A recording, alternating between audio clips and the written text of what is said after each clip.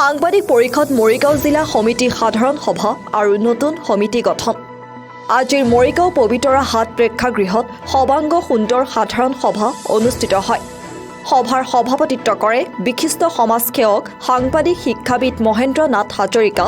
সভাৰ উদ্দেশ্য ব্যাখ্যা কৰে আহ্বায়ক ধন্তি কাকতিয়ে।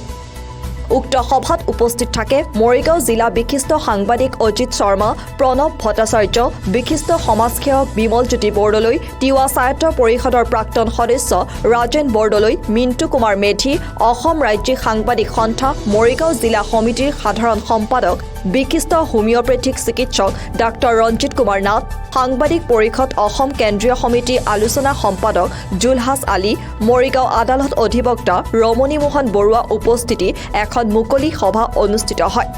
লগতে সভাৰ শেষত সুশীল নাথ সভাপতি, ধন্তি কাকতি সাধাৰণ সম্পাদক, গৌতম কাকতি, আফতাৰ হুছেইন উপসভাপতি, সহ সম্পাদক কৃষ্ণ কুমাৰ নাথ, মৃগাংক মেধিক লগত লৈ ৩১জনীয়া সবল সমিতি গঠন কৰে।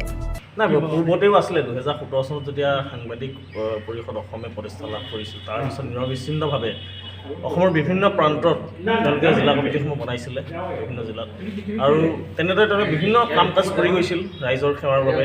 আৰু তাৰ পৰিপ্ৰেক্ষিতত মৰিগাঁও জিলাতো আছিলে এখন কমিটি, কিন্তু যিহেতু সেই কমিটিখন ভংগ হৈছে, আজি নৱনিৰ্বাচিত আকৌ নতুন কমিটি গঠন হৈছে। গতিকে সকলোকে মই আহ্বান জনাম, যি আজি বিষয়ববীয়াসকলে যিসকলে বিষয়ববীয়া পাইছে সভাপতিকে সকলোৱে, গতিকে অনাগত দিনত মৰিগাঁও জিলাৰ বাবে সাংবাদিক পৰিষদ যেন কিবা এটা কাম কৰিব পাৰে, ভাল কাম ৰাইজৰ হকে যেন কাম কৰে, অকল বেয়া বহুতে চকু নামাৰি যিবোৰ ভাল হৈছে তেনেবোৰ বাতৰি যাতে পৰিপ্ৰেক্ষিত কৰে, অসমৰ ৰাইজৰ মানে পটভূমিলৈ মানুহৰ কাষলৈ যাতে সেই বাতৰিবোৰ লৈ যায়, গতিকে সেইটো মই আশা কৰিম।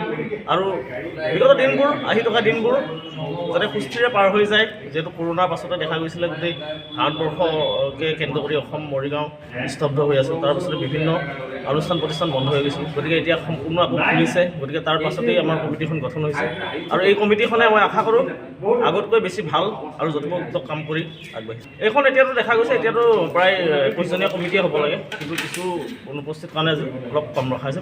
পিছৰ সময়ত পৰৱৰ্তী সময়ত এইবোৰ সভাপতি কোন হৈছে? সভাপতি হিচাপে সুশীল নাথক প্ৰক্ষেপ কৰা হৈছে ইতিমধ্যে। সম্পাদক হিচাপে আমাৰ যিখিনি সন্মানীয় মেম্বাৰ আছে তেওঁলোকে মোকেই প্ৰস্তাৱ কৰিছে। আপোনাৰ কেন্দ্ৰীয় কমিটিৰ সাংবাদিক পৰিষদ অসমৰ কেন্দ্ৰীয় কমিটিৰ কোনোবা ইয়াত বিষয়ববীয়া উপস্থিত আছিল নে?